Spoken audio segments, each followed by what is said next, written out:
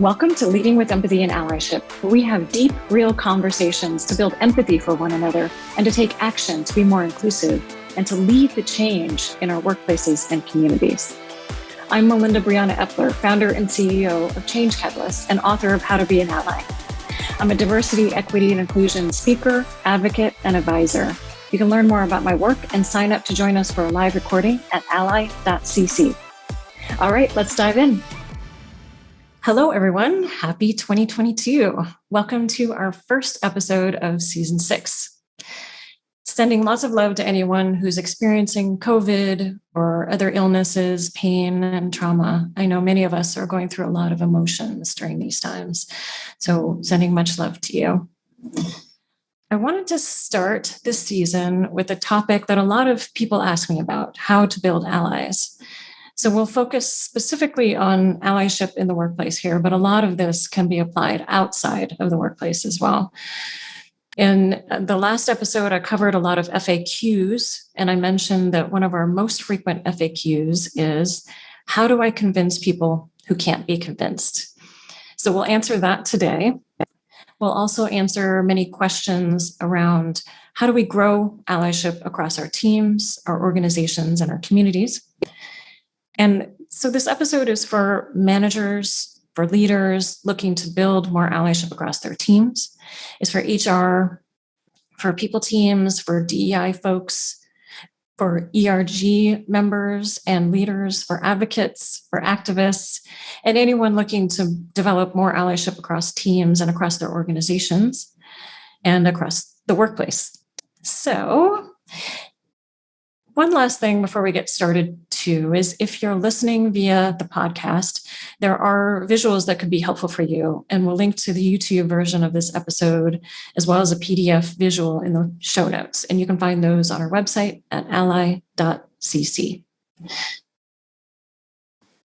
On screen are our ASL interpreters today.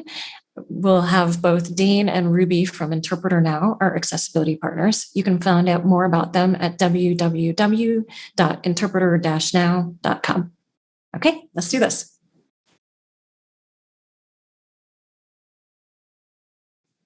So, as you all know, I am Melinda Briana Epler. I'm the founder and CEO of Change Catalyst. I am a diversity, equity, and inclusion speaker, writer, and author of How to Be an Ally. And the tools I use to do my work are human systems design, storytelling, community building, and behavioral science. Here is our agenda for the session. We will start by just a little bit of an introduction, introducing the business case for allyship and the stages of allyship model that we use. Then we'll walk through each of those stages of allyship. With tangible ways that you can move people from one stage to the next. And I'll be sharing some research along the way as well. This episode is drawing upon 2 resources. The first is my new book, How to Be an Ally with McGraw-Hill. You can find it at melindabrianaepler.com. And you can learn more about allyship there. I spent 2.5 years researching and writing the book, analyzed 300 books and articles, and synthesized all I've learned over the many years of working with leaders to build empathy and allyship.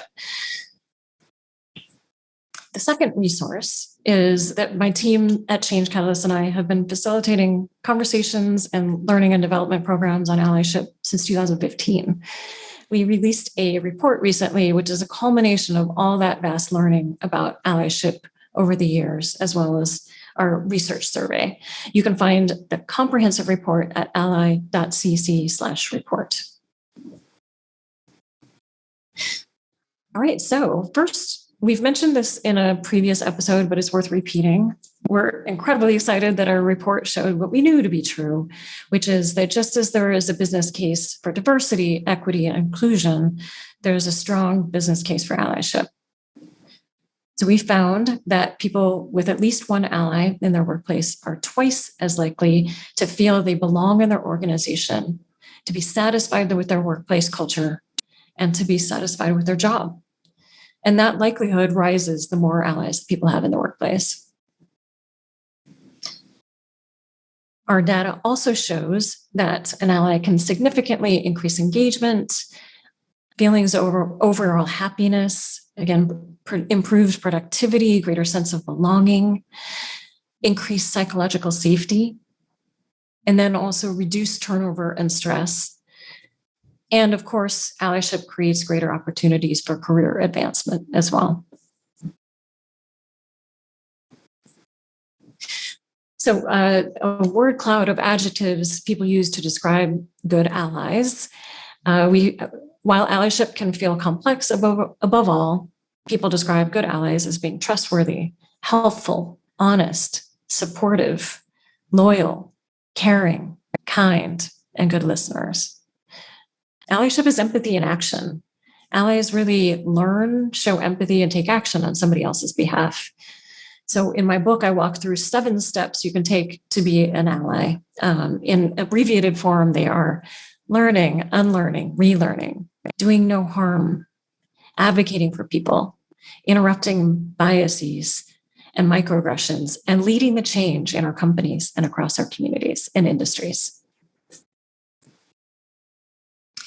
So looking at what people want from allies, we found 17 different themes over the years.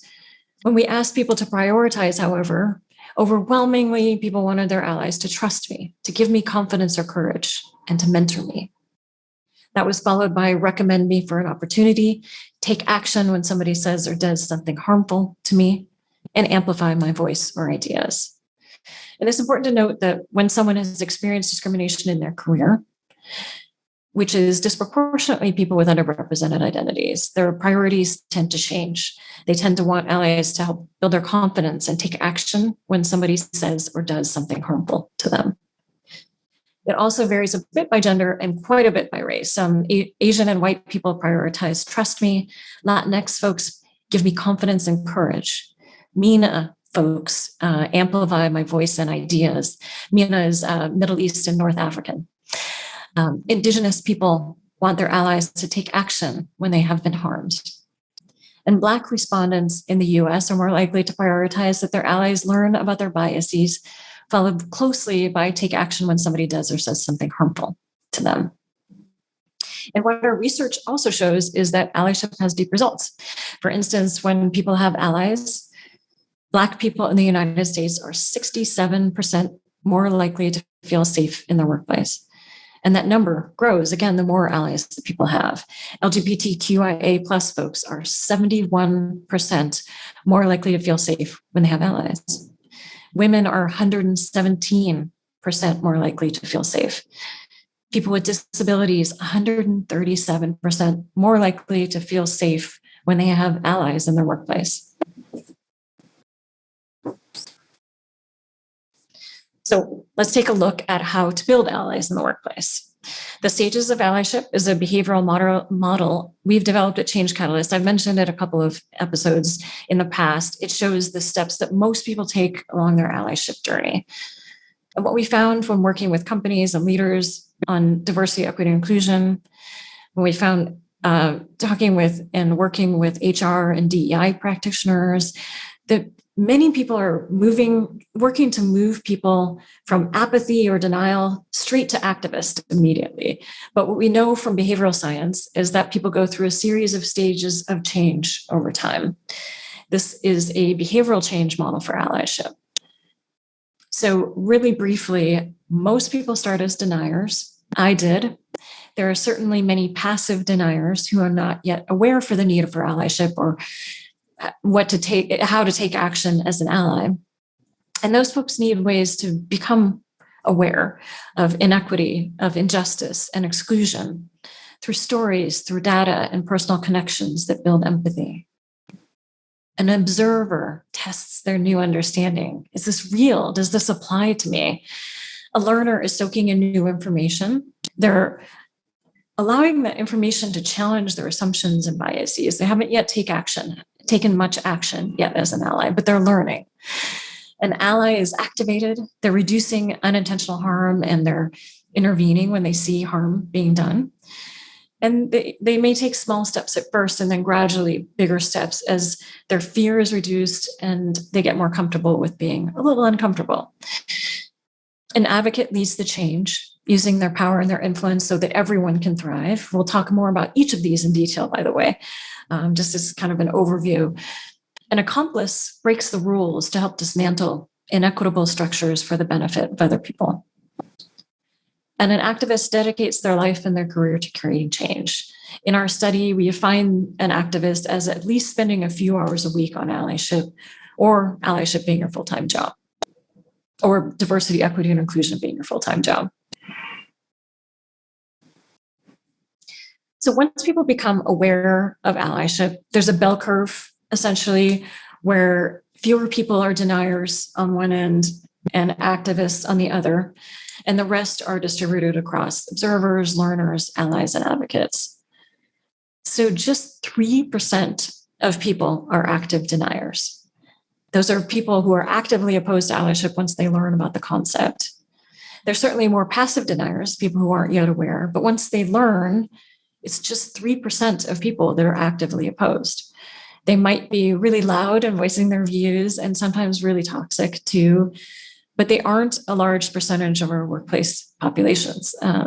So it's really important when you're thinking about, like, where do you want to spend your energy? 40% of workplace populations aren't activated at all, whether they may be deniers, observers, or learners.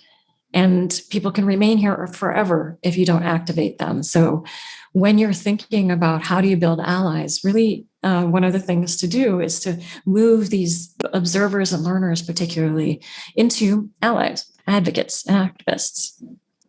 And I will say we didn't measure accomplices in our study, but most accomplices also take activist actions. One more note here is important to note that this is self-reported. So what we know from other research around allyship is that people tend to overestimate their allyship actions. So just take that with a grain of salt. So let's go deeper into each of these. Deniers. Most deniers in your workplace just haven't had that aha moment yet. They don't know that they might be causing harm, and people might need them to be an ally. Also, they might be opposed to the work of diversity, equity, inclusion. Those are those active deniers, or it just hasn't hit home yet. It just hasn't resonated with them. They haven't really had that aha moment. So with deniers, you can't make them aware, and we often want to, but you can't make them aware. You can't train awareness into them. Training at this point will often backfire, especially if it's mandatory training. So make sure that your training, any DEI training that you offer, is not mandatory.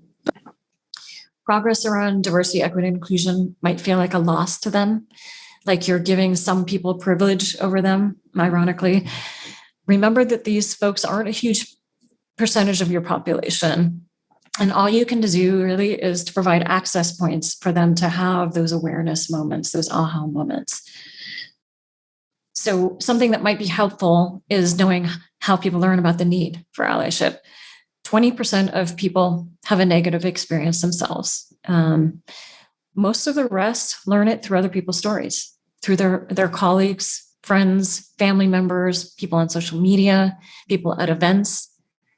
So think about what stories can you tell about your own experiences, about experiences that you've heard other people have. Just 10% learn initially through training. So that aha moment doesn't happen very often through training. Training comes later. White men are less likely to learn about the need for allyship based on their own personal negative experience. They're much more likely than other genders, races, and ethnicities to learn about an experience at an event through training or via social media, the news, or a book. So you might have all hands events that are low risk, host panel discussions and fireside chats for them to learn these stories, for them to hear stories firsthand, and make sure that you are monitoring the chat and the Q&A so active deniers don't cause harm with their words. You make sure you're creating ground rules for events and enforcing those ground rules. Okay, so an observer has had an aha moment and is testing their new understanding. Their motivation for taking action is becoming clear.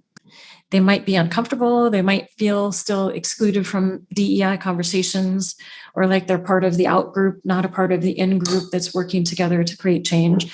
But they're starting to understand why it's important. So observers need to develop empathy, really create a space for team members to get to know each other and build empathy for each other.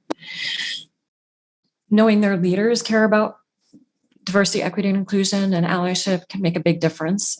So if the team is focused on building empathy and allyship together, that collective vision and goals can help move observers to become learners. They also need to feel like diversity, equity, and inclusion work will benefit them, not from a business perspective necessarily, though that sometimes that can help, but mostly from a personal and interpersonal perspective. So, for example, it will make them a good leader, help their teams thrive. It will reduce turnover. It will show that someone on their team, and let me say that again, it might help for them to know that someone on their team is really not able to show up because of microaggressions that they're experiencing. That's not fair. So that fairness can make a difference too, that appealing to fairness and social justice. They might step out of allyship if they take a small risk and they aren't acknowledged for it, or worse, they make a mistake and they're publicly shamed. And we've talked a little bit about shaming and cancel culture here.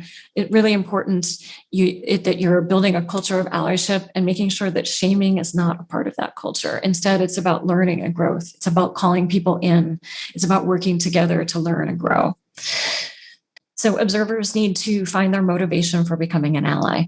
That personal and motivational and emotional connection can really make a big difference. That personal and emotional connection can make a big difference for them. So what are the motivations for allyship? So the top motivation for allyship is fairness and justice, followed by wanting to be a good leader, paying it forward, my colleagues, and the next generation, my kids, my grandkids. And we see that consistently in the training that I do with leaders, and with people across organizations, see the same thing over and over again, that is fairness and justice, wanting to be a good leader, paying it forward. These are the top motivations for many people. And note that business success is pretty far down on that list. It's not what motivates most people to change. It's really those emotional connections. So learners are soaking in new information. They're looking outside their normal avenues of learning. They might participate in events, looking to expand their network, and they might take some small actions to dip their toe in the water, but they're not very active as allies yet.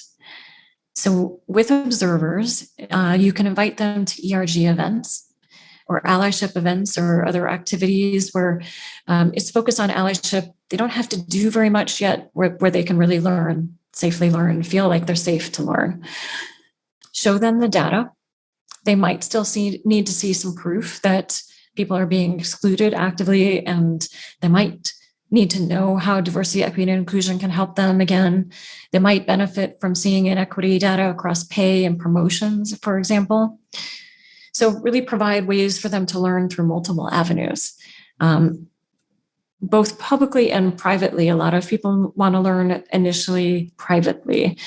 They might also benefit from foundational diversity, equity, and inclusion knowledge. So training can start to come into play when people are learners. Learning the language, basic ways that biases and microaggressions come out in the workplace, and strategies for ensuring that they're not unintentionally harming people through their actions. And, later stage learners in particular, they can start to learn more about those strategies, making sure that they're interrupting their own biases and microaggressions. And they need role models. So they need to see that allyship in action, what it looks like. They want to understand what it looks like, what it feels like, and how they might do it themselves.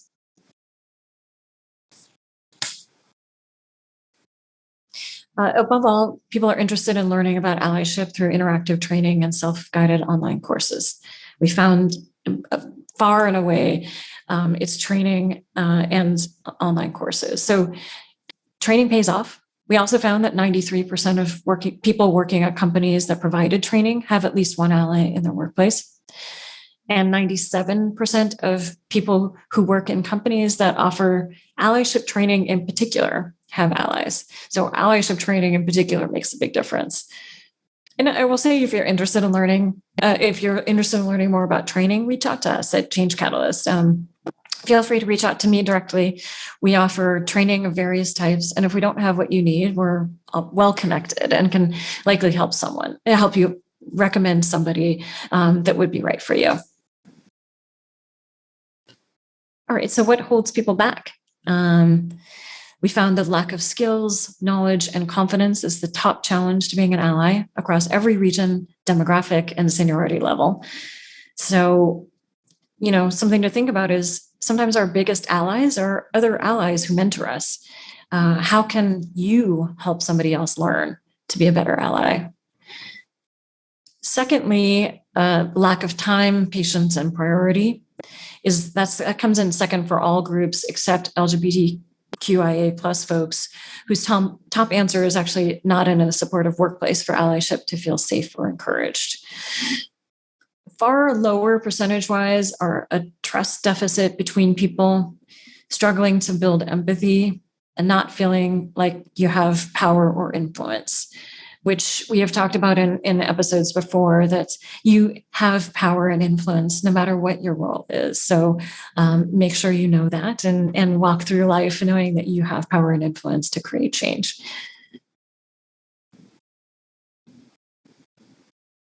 And something interesting here is deniers. They're one exception to this. The top two is the same for every stage of allyship except deniers. Deniers have a perceived lack of need and a trust deficit. So they need to build some trust and they need to understand the need. So someone in the ally stage is activated. They're taking action to reduce unintentional harm from biases and microaggressions. They're learning to intervene when they see them. They're stepping up to be a champion for their colleagues. People here in the allyship stage gradually increase their allyship actions over time, and they can slip if they're not recognized, if they're not feeling good about allyship, if they haven't really connected to their motivation, or again, if they're shamed for making a mistake. So again, learning and growth are key ways to make sure that you're reducing that shaming. People in the ally stage need to have reminders and regular ways to engage. Training, allyship training, empathy, emotional intelligence, microaggressions. For managers, building inclusive teams can be great. For leaders, leading with empathy and allyship, inclusive leadership skills can all be really beneficial.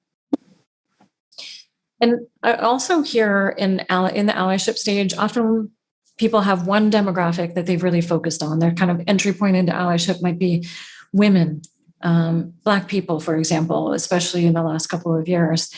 So one of the things you can do here is to expand their understanding of what allyship looks like for people with other underrepresented identities, other races, ethnicities, other genders, people with disabilities, age, and so on, and religious minorities. So really work to expand that allyship. And give them ways to take action and step into advocacy roles. That might be mentorship and sponsorship programs, for example. So we looked at the impact of allyship on safety, belonging, and job satisfaction in our allyship report. And basically, when people don't have allies, they aren't very satisfied, they don't feel very safe, nor do they feel like they belong. And once you have even one ally, that changes considerably, and it keeps getting better the more allies that you have. And advocates. So this is where you want all leaders and where you hope other people will do this across the organization as well. Advocates lead the change from wherever they are. They're using their power and their influence so that everyone can thrive. They push for systemic change across their company, their industry, and society. They advocate for people, whether or not they're in the room, standing up for what's right to intervene, and using their power and their influence to correct inequity. So advocacy is a skill. Offer training for leaders in particular, inclusive leadership and management training, super important. Allow them time to organize diversity, equity, and inclusion committees if there isn't one, as well as ERGs. And invite them, if you already have DEI committees and ERGs, invite them, and even invite people to be leaders or sponsors of those ERGs to really activate that advocacy. Provide programs for people to mentor, to sponsor, to volunteer. Ask leaders to help build a culture of allyship, share what they are learning and to be a role model. And then ask them also to build allyship across their teams. Leaders really should be your top advocates in the organization. And training makes a big difference in moving people along the stages of allyship. Again, in organizations that offer training of any type, the average person is in the advocate and activist stages of their allyship journey. In organizations that don't offer training, people are more likely to be in the observer and ally stages of their allyship journey. And they're almost 3 times more likely to be deniers.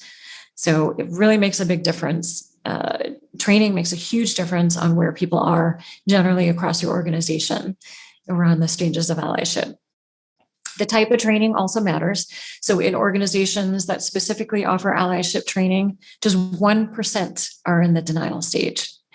That's active deniers, compared to 10% of deniers in companies that don't offer training.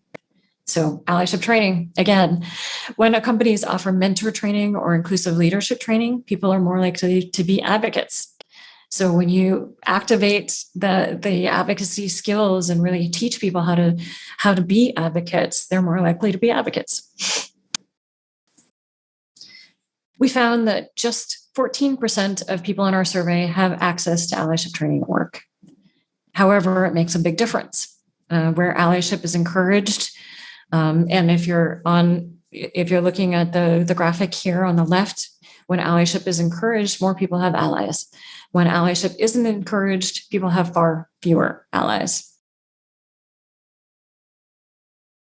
So activists and accomplices are really important as well. I'm not going to spend too much time looking at these two, but an accomplice breaks the rules to help dismantle inequitable structures. Sometimes they're called co-conspirators or abettors. They take personal and sometimes professional risks for justice and equity. Internally in your company, we've talked a little bit about this in the past, but accomplices can also dismantle processes, like hiring processes, completely dismantle them and rebuild them in a more equitable way. You might look at pay and promotion structures as well and do the same, really dismantle those and rebuild them. Activists dedicate their life and career, or a large part of it, to creating change. So their primary or secondary job really focuses on diversity, equity, inclusion, allyship, advocacy, or activism. Often, this is difficult and toxic work too. So accomplices and activists need to regenerate. They need outlets to process toxicity and trauma. Noticing that many of my colleagues, many DEI practitioners leave this work after a few years because it's so difficult, because you're constantly hitting barriers, you're constantly trying to push through barriers, go under, around, atop those barriers, and along the way, you experience some trauma and some toxicity. And so pay people well for this work because it is an expertise, that is a skill. Give them time off, recognize this hard work. We don't want to lose the expertise of so many DEI practitioners that have that expertise they've been building up over years is so important. And it's really important to take care of each other. Accomplices and activists are so necessary. So make sure that as you're building allies, that you're making room for them to regenerate and become more resilient.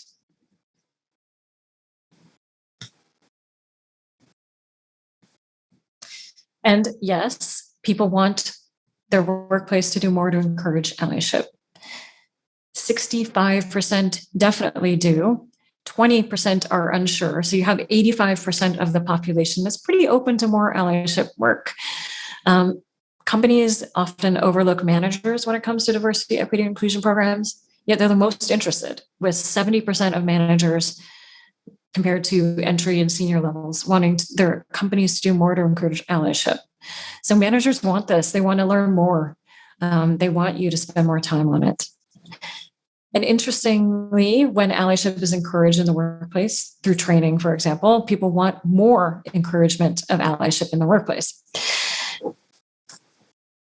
Super important training, again, as well as online courses in terms of learning and growth for allies.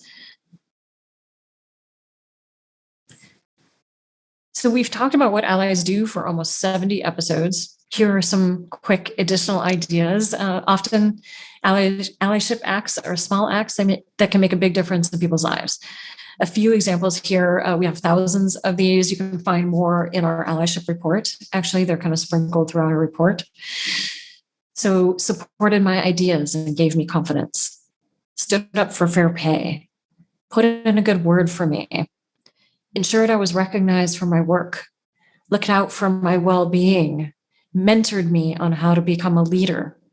Supported paid parental leave. And here's one. I was new to my company as a project manager, and a director from another department chastised me in front of my project team. My ally stood up for me and acknowledged that I was treated poorly and hired me and gave me a chance, right? Many of our remembrances of allyship actions in the past are focused on people who gave us a chance in our lives, put in a good word for us, hired me, gave me a promotion, took a chance to make sure to give us an opportunity.